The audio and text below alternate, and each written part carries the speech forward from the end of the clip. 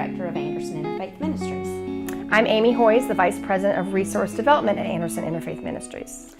AIM has been providing Christmas to needy families for the last 26 years.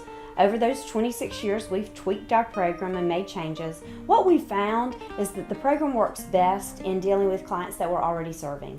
So we identify needs as early as late summer. We're already taking Christmas applications.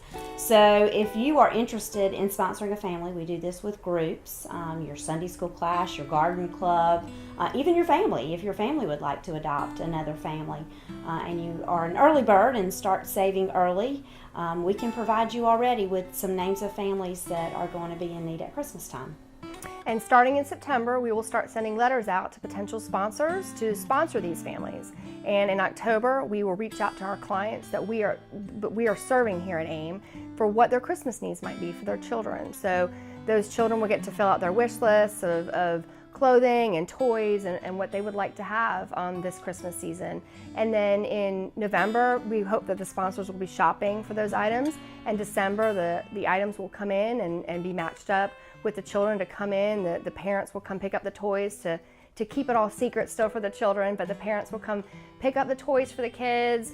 We also provide wrapping paper and things that they can kind of put around their house to bring that Christmas cheer to the family. We also provide a Christmas dinner to the families as well through our food pantry. So it's a wonderful opportunity for these children and these families who might be going through something at the time and working with us here at AIM to better their future, to have a happy and Merry Christmas. And it's also such a wonderful joy for the sponsors, these Sunday school classes and businesses to give back to the community and to help a family in need. So we encourage that groups do buy clothing.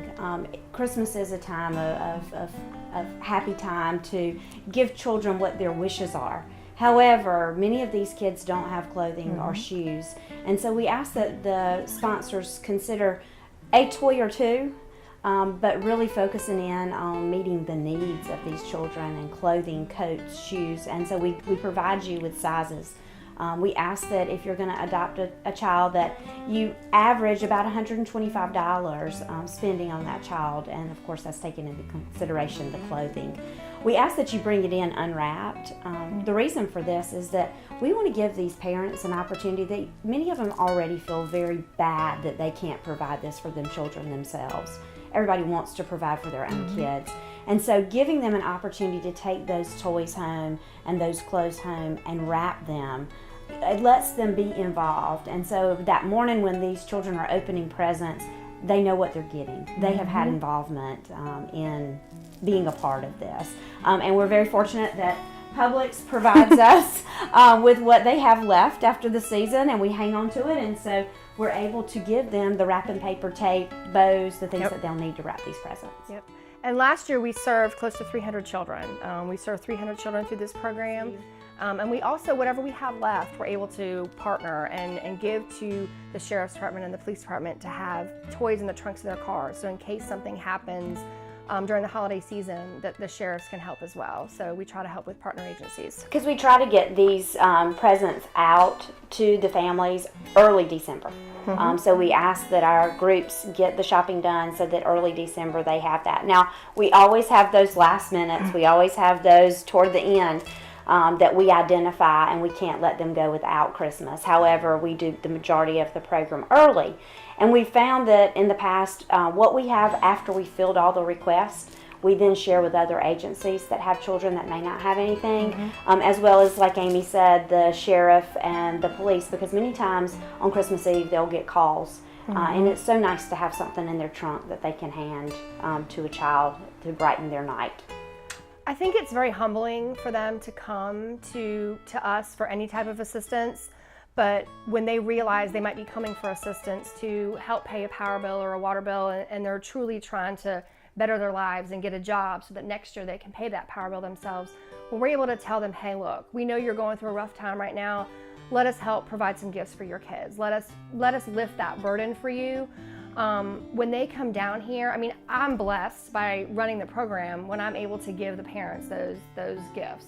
Their child just wants a bike or a coat, and when you're wheeling that bike out to those parents, they're overwhelmed by the outpouring and how giving the Anderson community really is. I have seen a grown man literally weep when they're told that, you know what, we know you're having difficulty paying this power bill.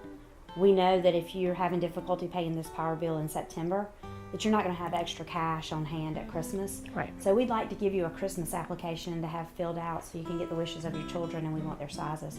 And when a grown man sits there and tears run down his cheeks, you know that this program has made an impact and touched a heart and touched a life. Well, and we've had clients that I've served in the last few years of running this program that we've assisted one year and the next year they want to give back. So they might find out about someone in need for them and they want to provide some toys and some assistance. So we've really seen sort of the pay it forward and those teachable moments in our clients to want to help someone in turn. You know, AIM has always prided itself on being a hand up and not a handout. Our tagline is giving hope and changing lives. We know that when people come in crisis, we've got to respond to that crisis need. But past that, we want to give them the tools, the skills, the training they need to equip themselves to be self-sufficient. And that's our whole purpose. It's a continuum to move people from having a crisis need to that of sustainability. And that's when they're able to pay it forward. So that's what AIM's about. It's about empowering people to move out of poverty and take care of themselves. And one of the other things about this program is we do ask them to write a thank you letter. We ask them to write it, we give them the card, we ask them to write a thank you card to their sponsor. They don't know who their sponsor is, but it's just having them show some appreciation for what they've received, I think helps bring them to a humbling moment as well, and an appreciative moment of, hey, someone did this for me. Someone sacrificed for me to give Christmas to my children. If you're watching this and you would like to sponsor a child, you can go onto our website, www.aimcharity.org, and be able to contact us. You can call the office at 226-CARE and let them know that you want to sponsor a child at Christmas, and they'll connect you with the right person.